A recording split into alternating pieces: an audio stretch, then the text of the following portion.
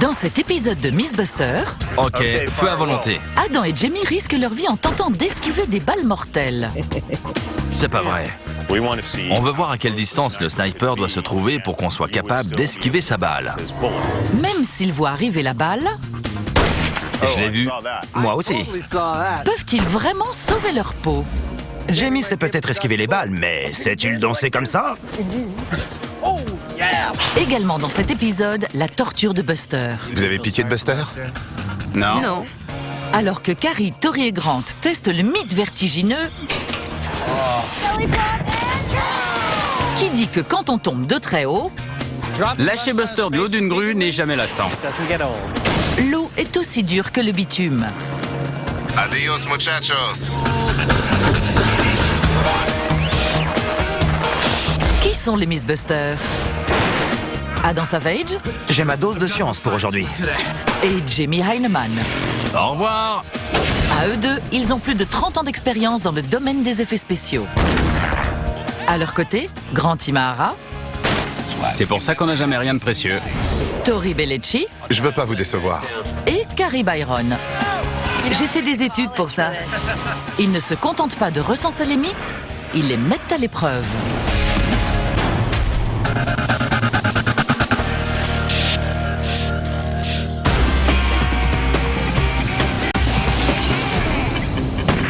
Aujourd'hui, à la demande de nos fans, on va vérifier s'il est possible d'esquiver une balle.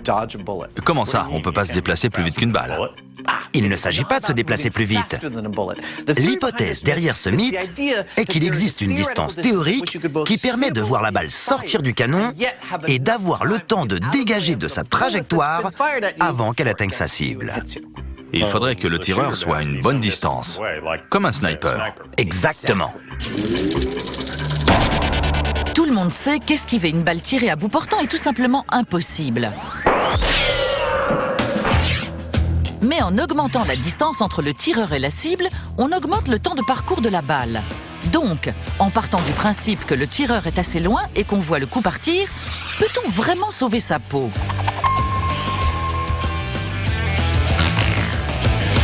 À mon avis, tout est question de temps. Oui. La première chose qu'on doit définir, c'est combien de temps la balle reste dans l'air entre le tireur et la cible à des distances différentes. Ça paraît logique. Au boulot. Ok. Pour le savoir, Adam et Jamie doivent dégoter un immense champ de tir. Comme cet aérodrome abandonné qui tombe à pic. C'est vrai que depuis le début de Mythbusters, Jamie et moi avons tiré quelques balles et on se débrouille plutôt pas mal. Wow, Jamie! Et voilà le travail. Mais cette fois, il faut de la précision et de la technique. Et c'est pour ça qu'on a fait appel aux meilleurs tireurs du pays. Vous ne croyez pas? Regardez. Dans cette version moderne de Guillaume Tell, la cible minuscule est à 270 mètres.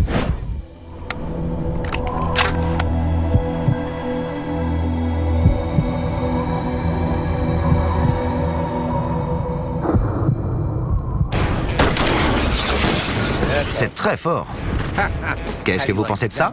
Eh bien, en compote, s'il vous plaît. Il tire avec un fusil de précision de calibre 338. Il est spécialement conçu pour être précis à très grande distance. Et ça tombe bien, car 180, 460 et 1000 mètres sont les trois distances de tir choisies. L'objectif de cette expérience est de tirer à une distance déterminée et d'enregistrer combien de temps met la balle pour atteindre sa cible.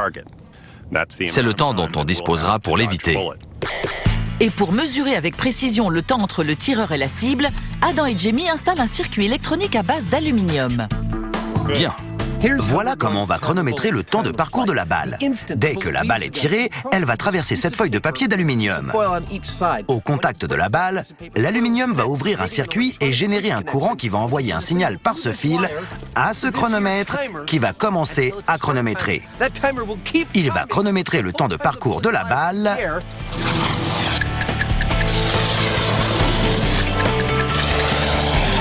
jusqu'à ce que la balle touche la cible et traverse une feuille de papier d'aluminium identique qui fermera le circuit et indiquera au chrono d'arrêter de chronométrer et nous dira le temps exact de parcours entre le fusil et la cible. Pour le premier tir, on va se positionner à 180 mètres de la cible, soit l'équivalent de 2 terrains de football mis bout à bout. Ou 6M5. Dave, œil de lynx, est en position. On y va. Temps de parcours sur 180 mètres. Son guetteur Kevin à ses côtés. Légère inclinaison à droite.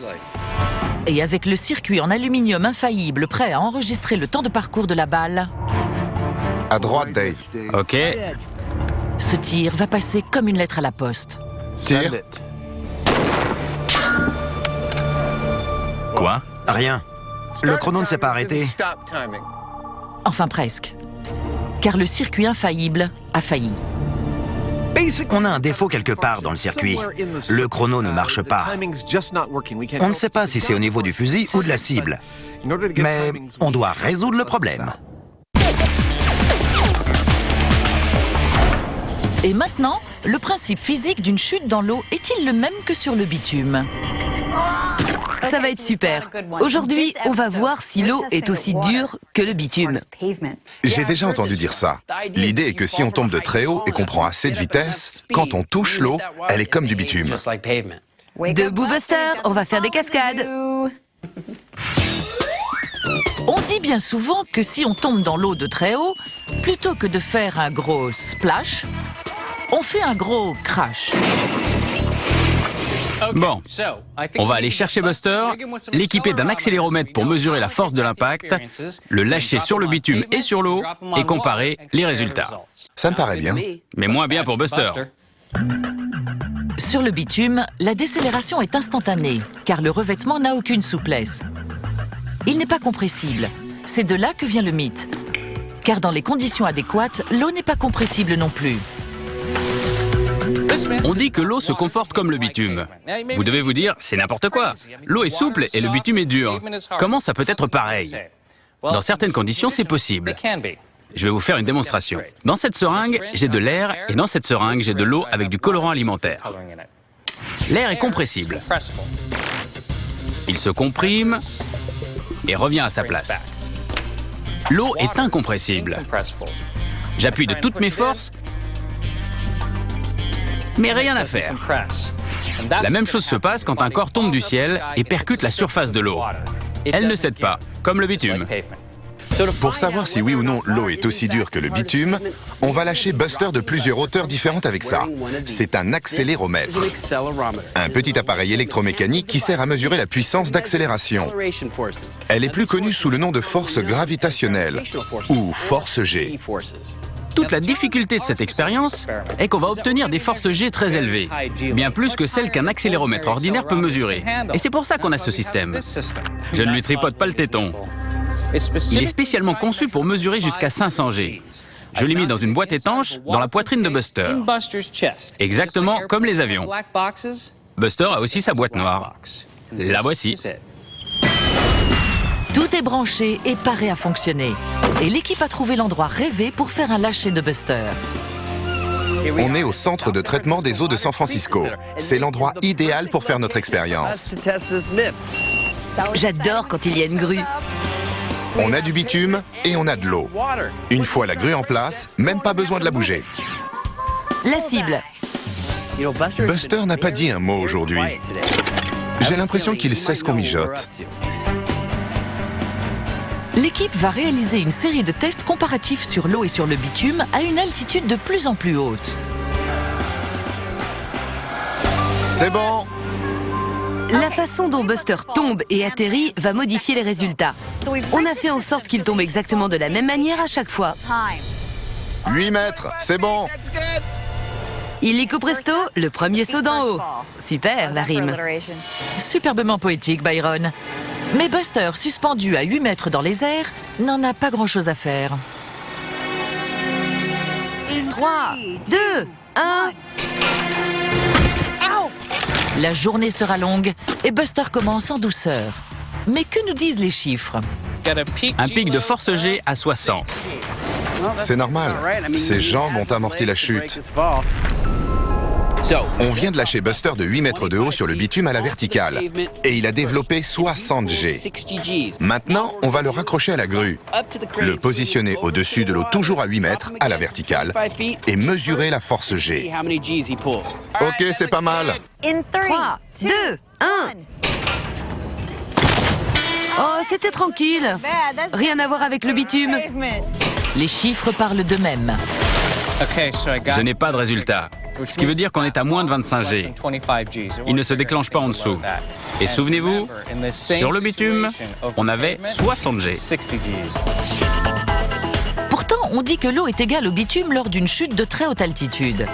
Plus Buster tombera de haut, plus il prendra de la vitesse. Peut-être qu'en percutant l'eau plus vite, le liquide ne bougera pas et se comportera comme un solide incompressible. Buster, mon ami, il faut mettre la barre plus haut, à 23 mètres de haut. Ça fait une sacrée chute. Vous avez pitié de Buster? Non. C'était pour savoir. C'est parti. 23 mètres de haut à la verticale au-dessus de l'eau. 3, 2, 1.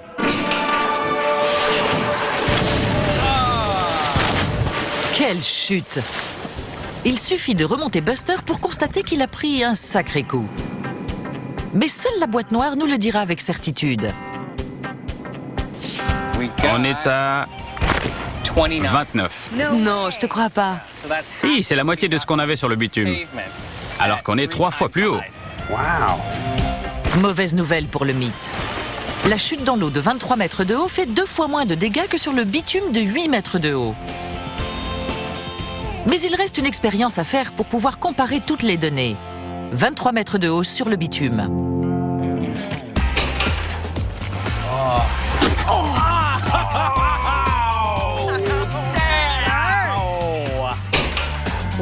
Voir tomber Buster de 23 mètres de haut sur le bitume m'a fait très mal. Son corps s'est plié comme un corps humain ne devrait jamais se plier. On a lâché Buster de 23 mètres à la verticale sur le bitume. Combien de force G? Wouhou! On a explosé l'accéléromètre. Ça veut dire que la force G était supérieure à 500, soit un impact au moins 17 fois plus violent que sur l'eau. Dans ces circonstances, l'eau ne fait pas le poids. Mais le mythe n'est pas encore démonté, et Grant a une théorie sur la question. L'eau n'est pas compressible, c'est une vérité physique. Si je plonge ma main dans l'eau, tout doucement, l'eau se déplace. Elle se pousse. Mais si Buster percute l'eau assez vite et avec plus de surface d'impact, alors l'eau ne pourra pas bouger. Et comme elle devient alors incompressible, à un moment donné, la force G sur l'eau et sur le bitume sera équivalente. Comme la surface d'impact semble être un facteur important, il est temps pour Buster de faire un plat.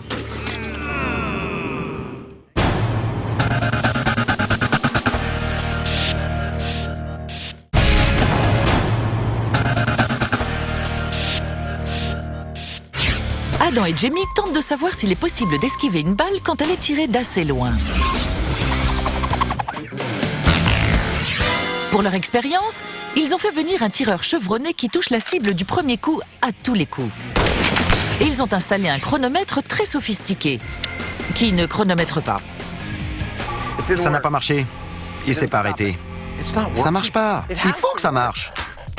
Suite aux échecs essuyés par le papier d'aluminium, Adam et Jamie se creusent les méninges jusqu'à éliminer du système les mystérieux parasites. Chrono à 180 mètres. Feu à volonté. On a un chiffre. Combien? 231 millisecondes. On recule. D'accord. Une fois le premier chiffre dans le sac, l'équipe se prépare pour un deuxième tir. Le prochain tir se fera de 460 mètres, soit approximativement 10 piscines olympiques mises bout à bout, ou la distance moyenne d'une interdiction d'approcher quelqu'un. Dave, œil de lynx, une fois en position, se concentre. Et il vise en plein dans le mille. Magnifique, on a un chiffre. Génial! 597 millisecondes. Et on recule encore. L'équipe se prépare pour le troisième et dernier tir. Ce qui est bien, c'est que plus on marche et plus la boîte est légère. Cette fois, à une distance de 1000 mètres. La distance finale à laquelle on va tirer est 1000 mètres, soit une marche de 8 minutes, soit 1 kilomètre pour ceux d'entre vous qui habitent dans une autre partie du monde que les États-Unis. Quand je regarde la cible, je me dis, quelle cible? Si quelqu'un peut réussir ce coup de maître, c'est bien Dave le sniper. Et bien sûr, Dave vise en plein dans le mille une fois de plus. Sans oublier le plus important... Magnifique, on a un chiffre. 1,791 secondes jusqu'à la cible. Excellent. Super! On va faire un graphique. Maintenant qu'on a nos chiffres, on va les mettre sur un graphique. Commençons par l'axe des abscisses, 12 sections de 100 mètres chacune. L'axe des ordonnées, de bas en haut, va de 0 à 2 secondes par section d'1/4 de seconde.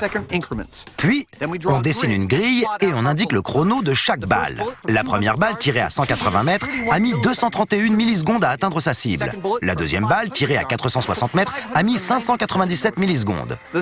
La troisième balle, à 1 km, a mis 1790 millisecondes à atteindre sa cible.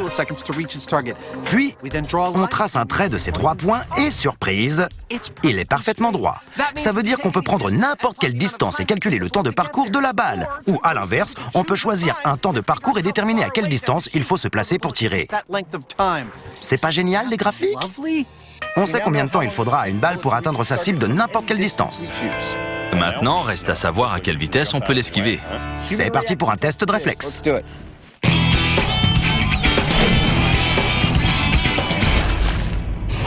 Toutes les substances incompressibles sont équivalentes, mais pour l'instant, certaines le sont plus que d'autres.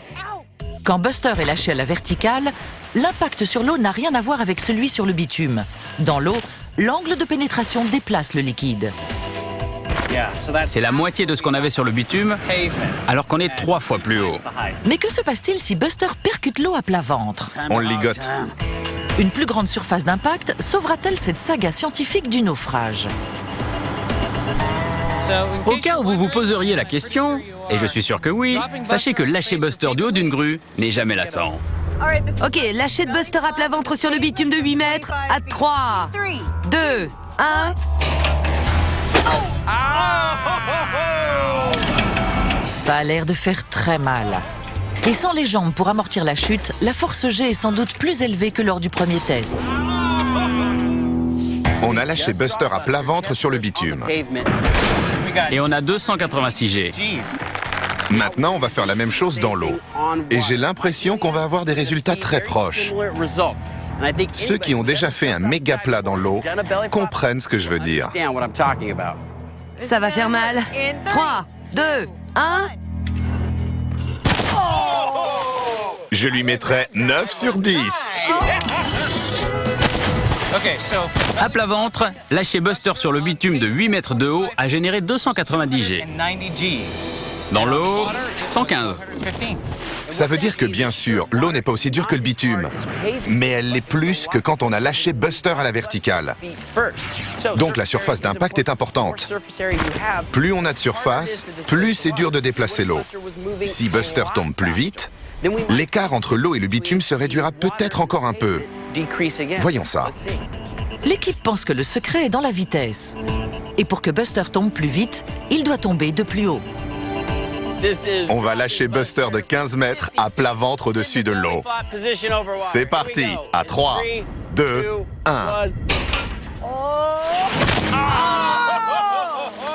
Regardez la vague que ça a créée. Lâcher Buster de 15 mètres de haut lui a complètement arraché la peau d'un côté. L'impact a été si violent qu'on l'a tous senti. Donc dans l'eau, de 15 mètres de haut, une chute à plat ventre a généré une force de 220 G. Et maintenant, l'heure de la comparaison. La chute sur le bitume à 15 mètres de haut sera-t-elle plus concluante que le test à 8 mètres? On monte à 15 mètres. 15 mètres, ça risque de l'achever. Oui, à 8 mètres, c'était déjà dur. 3, 2, 1.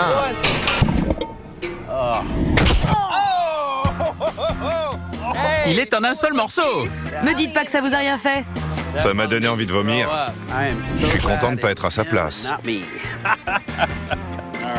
On va voir combien il a fait. C'était intense. Tellement intense que l'accéléromètre a été dépassé. Ce qui veut dire que Buster a généré une force d'au moins 500 G. Bon sang, c'était un coup dur. Buster est cassé de partout. Mais sans mesure de force G, comment vérifier l'exactitude de la théorie? On a explosé l'accéléromètre. Ça veut dire qu'on ne peut pas comparer avec la chute de 8 mètres. On pense que plus on tombe de haut, plus la dureté de l'eau se rapproche de celle du bitume. Mais on ne peut pas faire l'expérience avec cet appareil.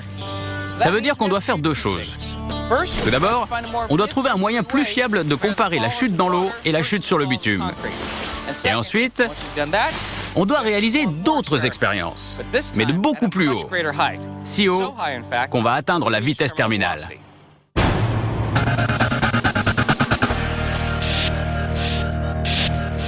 On a de bons résultats avec notre sniper. Et maintenant, L'heure est venue de chronométrer un nouvel élément. le temps de réaction? Exactement. Si on devait esquiver une balle, à quelle vitesse pourrait-on se pousser de sa trajectoire? Je vais chercher un café. Il va chercher un café pour être super énervé et dégager super vite. Reste à trouver un moyen infaillible d'évaluer le temps de réaction. L'expérience consiste à mesurer le temps de réaction d'un être humain. Voici l'être humain. Sa mission, dégager de la trajectoire d'une balle indiquée par une croix sur sa poitrine et la cible derrière lui. Le signal que le coup est parti sera donné par un flash d'appareil photo numérique déclenché à distance par moi d'ici. Tout ceci sera enregistré par notre caméra numérique grande vitesse qui, lorsqu'on visionnera l'image de Jamie esquivant la balle, nous permettra de chronométrer précisément en combien de millisecondes il s'est poussé. Ok, t'es prêt, Jamie? Temps de réaction d'un être humain très bientôt, dans un avenir très proche. Pas mal. Jamie est rapide. Ses réflexes de l'Indiana sont dignes de l'homme qui valait 3 milliards. Joli travail, cowboy. Tu veux bien t'occuper du flash pendant que j'essaie? D'accord. Adam, quant à lui, tente de compenser sa lenteur par son manque de grâce. Et maintenant, les résultats. Ça, c'est moi. On dirait un comique des années 30. Mais la légende de Heinemann est indétrônable. La vache. Regardez-moi ce mouvement de folie. Un homme bionique de l'Indiana. Bien que Jamie ait misé sur une sortie stylée en économisant ses mouvements, il réalise à peu près le même temps que Adam. Tous deux esquivent la balle en 500 millisecondes environ. Et juste pour ceux que ça intéresse, et ça va en intéresser certains, Jamie décroche la médaille d'or avec un record de 490 millisecondes. Avec de l'entraînement, j'ai réussi à réduire mon temps de réaction d'environ 1/8 de seconde. Et j'ai pu esquiver la balle en moins d'une demi-seconde. C'est le meilleur scénario possible et c'est ce qu'on cherche. On veut savoir exactement de quelle distance un sniper peut tirer en nous permettant, en théorie, d'échapper à la balle. Pour calculer cette distance, Adam ressort son fameux graphique. Mesdames et messieurs les monteurs, merci d'afficher le graphique. Le temps est sur l'axe des ordonnées.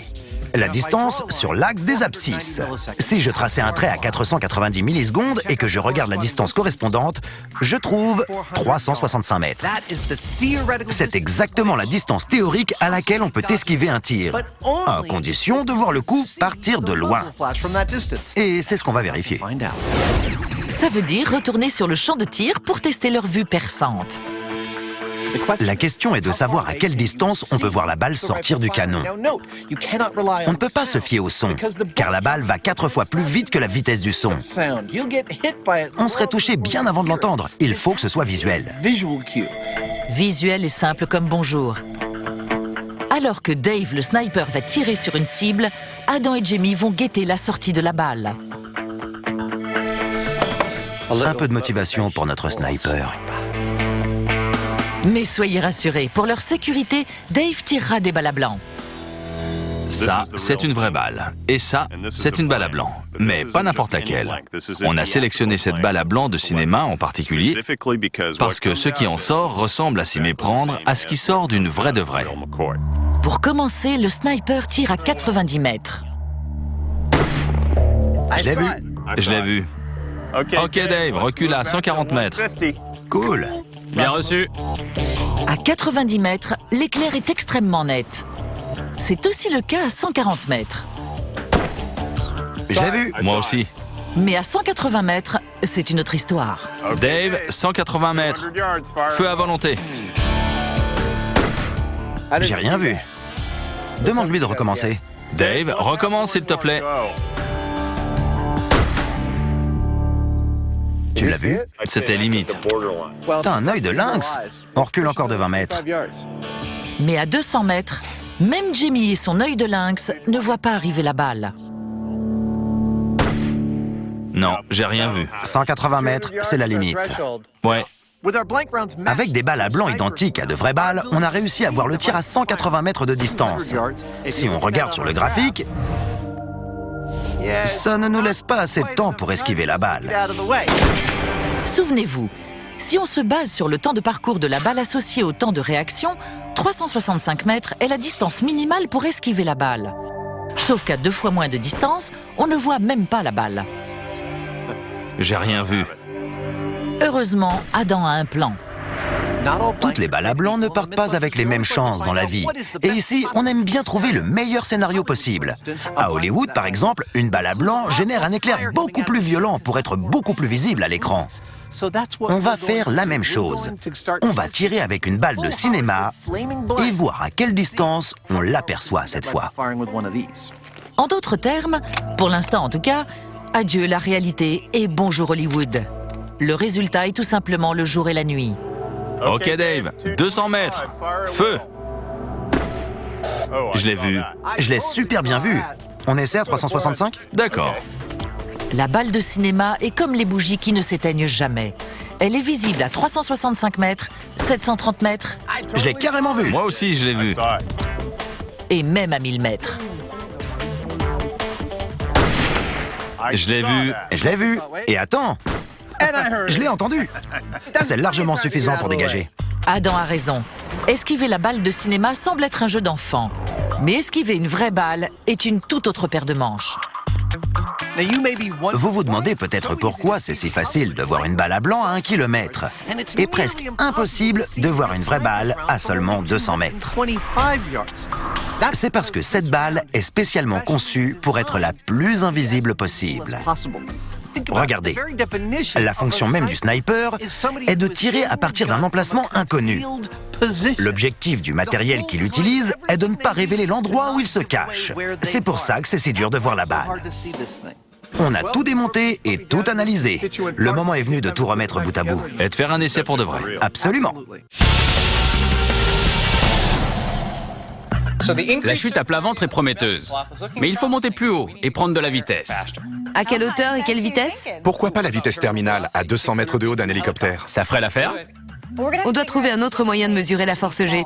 Buster est en miettes et l'accéléromètre est au maximum. Pourquoi pas avec des cochons? On pourrait comparer les fractures? Sérieusement? Pour voir si tomber dans l'eau revient au même que tomber sur le bitume, on est venu au parc de Shadow Cliff. Pour l'instant, dans une position verticale, il y a une grande différence. Mais à plat ventre, c'est assez proche. Le seul problème, c'est que notre accéléromètre, l'appareil de mesure, a calé à 15 mètres. Oh, ça fait mal. C'est pour ça qu'on est là. Parce que cette fois, on va lâcher notre cobaye de beaucoup plus haut. De si haut qu'on va atteindre la vitesse terminale. La raison pour laquelle la vitesse terminale m'intéresse, c'est que l'objet ne peut pas aller plus vite et donc avoir un impact plus violent. Pour que l'expérience ait la meilleure chance de fonctionner, l'équipe va comparer une chute de 200 mètres sur le bitume et dans l'eau. Allez, on y va, direction l'hélico! Mais comment comparer les deux avec précision? Nos accéléromètres ne vont pas suffire. Et on doit trouver un moyen de mesurer l'impact d'un corps sur le bitume et sur l'eau. On ne peut pas se servir d'un humain, parce que bien sûr, on risque de tuer quelqu'un, donc on a décidé d'utiliser des cochons. Pour comparer les données, on va passer les deux cochons au rayon X et on va demander à un chirurgien orthopédique d'analyser les radios pour voir combien d'os sont cassés et quels dégâts sont à dénombrer. Et là, on saura si l'eau est aussi dure que le bitume et ce que j'ai mangé ce midi. Oui, c'est répugnant. Mais sans appareil électronique pour mesurer l'impact, une comparaison des dégâts corporels illustrera parfaitement la différence entre l'eau et le bitume. Il est prêt. Je vais chercher le sac. Que les âmes sensibles se rassurent. Les cochons resteront à l'abri dans une poche opaque, même lors des radios qui seront effectuées avec du matériel portatif. Cet appareil est impressionnant. Il est rapide? Entre le moment où on appuie sur le bouton et la radio, il s'écoule environ 5 secondes. C'est ce que vous avez fait de plus bizarre? C'est comme un duvet pour cochon. Je crois que oui. Emballe-moi ce cochon. Génial. On utilise un sac spécial utilisé dans l'armée avec des coutures soudées. Une fois qu'on a fait le vide d'air, le risque que le sac se déchire est très faible. Ça empêche de voir des choses dégoûtantes. Pour que les résultats soient valables, les deux cochons doivent tomber exactement à la même vitesse. D'où la nécessité d'un joli petit stabilisateur. Maintenant qu'on a deux cochons identiques dans deux sacs identiques, un pour le bitume et un pour l'eau, on va fixer le parachute. Pourquoi un parachute? La vitesse terminale dépend de l'angle de l'objet pendant la chute. Comme on veut que le cochon reste à plat, on va lui fixer un parachute stabilisateur qui va lui permettre de rester à l'horizontale sans avoir d'incidence sur la vitesse. L'opération jetée de cochon est prête à commencer.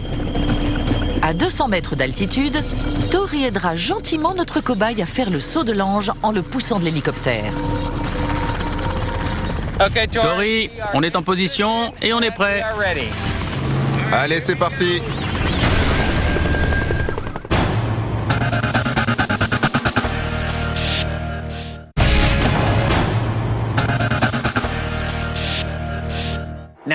D'un côté, on a notre chiffre idéal.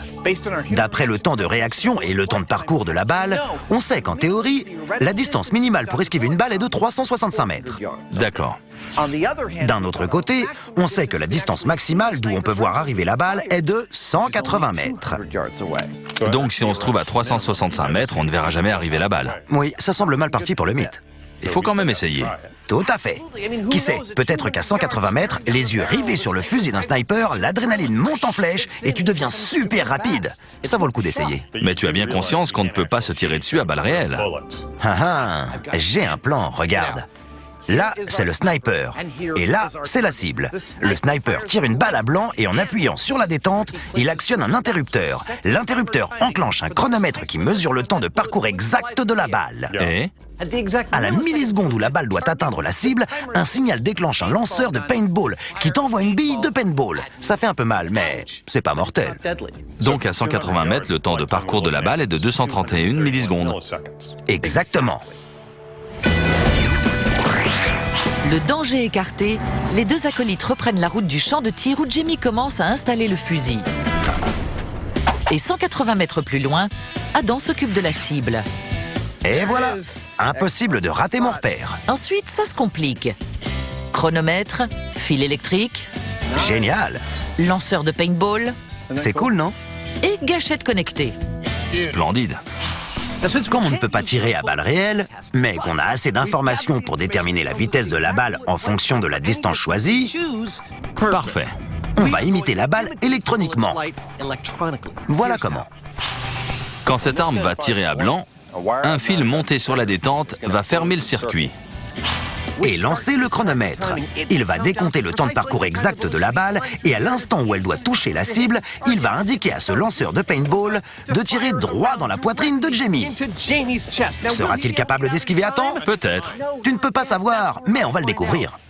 Pour commencer, déguisement obligatoire. Jamie passe une combinaison qui fera ressortir la peinture et Adam choisit un costume très personnel. Où il est passé? Adam? Adam? Je suis là. Tu as fini de faire le clown. Au boulot. D'accord. Ok, Jamie, on tire à 180 mètres. T'es prêt? Oui, ouvre le feu. Ok. Jamie, paré à esquiver, attend que Adam tire une première balle à blanc qui actionnera le paintball précisément 230 millisecondes plus tard. Quand Adam va-t-il tirer? Lui seul le sait. Je t'ai eu? Ouais, donne-moi une seconde. Bien que Jamie ait clairement vu la balle partir, il a à peine eu le temps de bouger avant que la bille de paintball ne l'atteigne en pleine poitrine. Non découragé, Jamie fait plusieurs tentatives. En vain.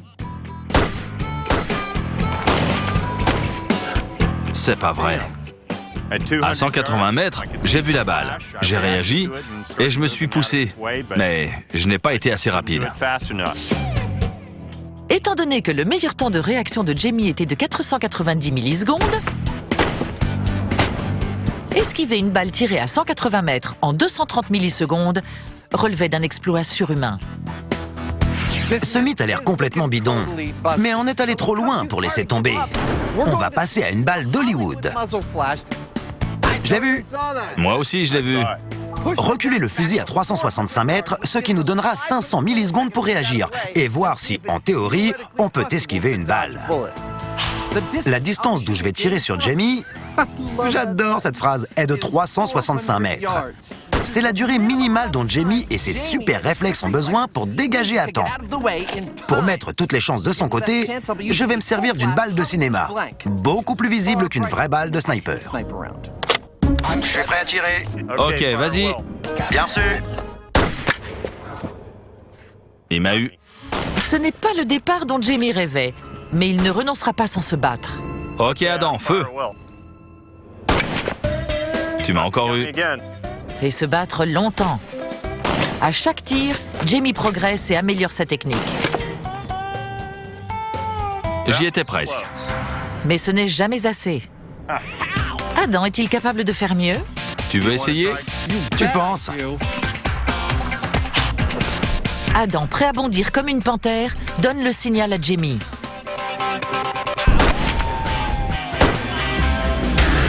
Mais il est touché à la poitrine. Encore et encore. C'est très intéressant. À 365 mètres, on a 500 millisecondes pour réagir et esquiver, ce qui devrait largement suffire.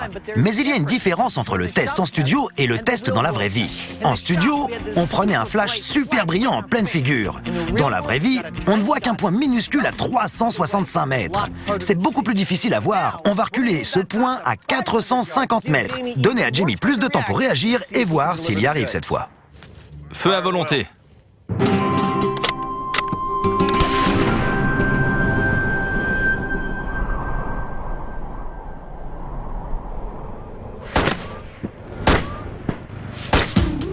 Je l'ai esquivé.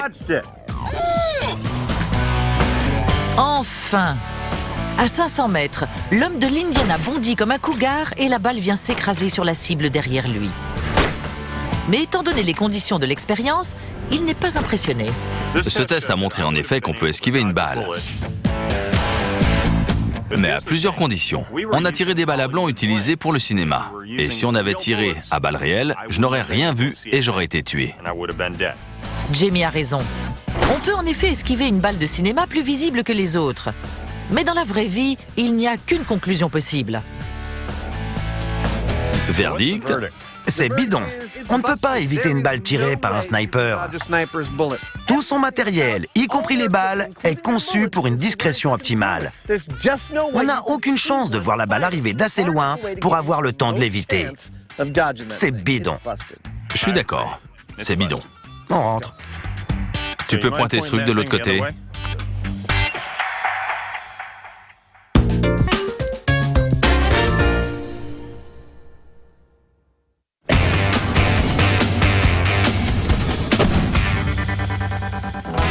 Pour savoir si l'eau est aussi dure que le bitume, Carrie, Tori et Grant ont commencé l'opération Jeter de cochon.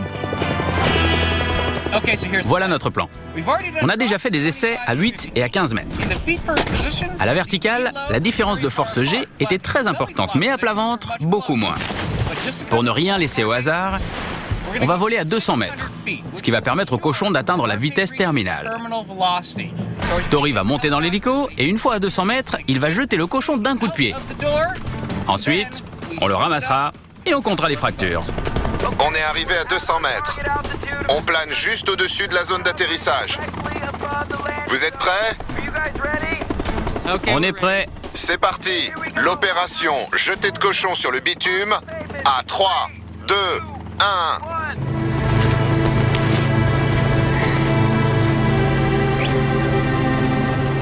Le cochon vole.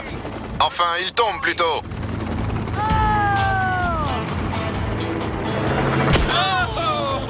Malgré une vitesse terminale de 193 km/h et une force phénoménale estimée à plus de 5000 G, le sac est resté intact et l'opération est une réussite. Jeter un cochon d'un hélico est plutôt simple, à moins d'avoir un cochon peu coopératif.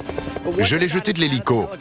Le parachute s'est ouvert, le cochon est resté à plat et surtout, il a atteint la vitesse terminale. Et le meilleur, c'est quand il a heurté le bitume. Tout a été parfait. C'était dingue! Vous avez entendu ce bruit? Et il a fait un très beau plat.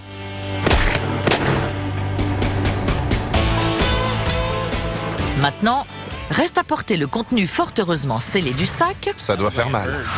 jusqu'à l'appareil de radiographie, Ce cochon doit passer une radio. où les techniciens prennent les clichés dont ils ont besoin. Mais avant de comparer les fractures, faisons un essai sur l'eau. Monte là-dedans, cochon. Ok, pour le test sur l'eau, on va se servir d'un cochon du même poids, on va le jeter de la même altitude, donc il va atteindre la même vitesse terminale. On est paré, et vous? Tori, on est paré. Jetez de cochon numéro 2 dans l'eau à vitesse terminale. Adios, muchachos. Le voilà! Parachute déployé, ça s'annonce bien. Ça s'annonce bien. À plat ventre et haut! Et plouf! Une fois de plus, le parachute a stabilisé le cochon et nous a servi un merveilleux plat de côte. Il a pas coulé! Et maintenant, une bonne tranche de bacon grillé et bonne nuit le mythe. Il n'y a qu'un moyen de confirmer la véracité du mythe. Et c'est grâce à l'analyse professionnelle d'un chirurgien orthopédique, le docteur Albrecht. Il a survécu? Comment s'en est sorti le cochon sur le bitume? Le cochon sur le bitume s'en est très mal sorti. 17 fractures. Il y a une fracture du fémur, une dislocation de la colonne et pour couronner le tout, une décapitation. Il a la tête disloquée. Quand on a lâché le cochon sur le bitume, ça a fait le bruit d'un énorme ballon qui explose. On n'a pas ouvert le sac, mais on l'a passé à la radio. Et on a trouvé beaucoup d'os cassés. Et un bassin tellement en morceaux qu'il en était méconnaissable. Et sans parler de la décapitation. Et comparé à la chute dans l'eau, La chute dans l'eau était moins pire. 7 fractures au lieu de 17. 6 côtes cassées et une fracture de la nuque, mais pas de décapitation. Ça ne pourrait pas être plus clair. Deux cochons du même poids qui tombent à la même vitesse, dans la même position, ont des blessures extrêmement différentes. La quantité et la qualité des fractures signifient qu'une seule conclusion est possible. Mais ce n'est pas la seule chose qui réjouisse autant qu'Harry. Savoir de façon catégorique qu'un jeté de cochon sur le bitume est bien pire que dans l'eau est vraiment génial. Mais le mieux, c'est que les sacs ne se sont pas ouverts et que je n'ai pas vomi. on est sûr que les cochons ne volent pas. Mais ils tombent et s'écrasent. En ce qui concerne le mythe, quand on percute l'eau de n'importe quelle hauteur, on sait que ce ne sera jamais aussi dur que sur le bitume. Donc le mythe est bidon. Le mythe est bidon. On peut dire qu'il est bidon. Pourquoi on n'a pas un hélico à chaque fois pour rentrer chez nous?